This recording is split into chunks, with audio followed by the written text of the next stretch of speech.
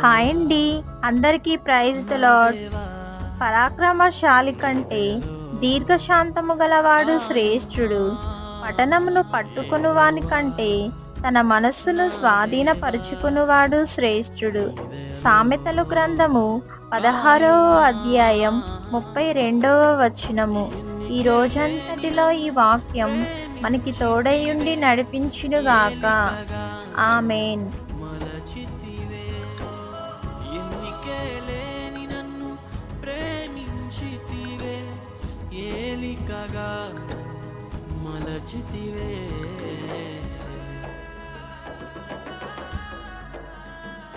యెహోవా నా దేవా,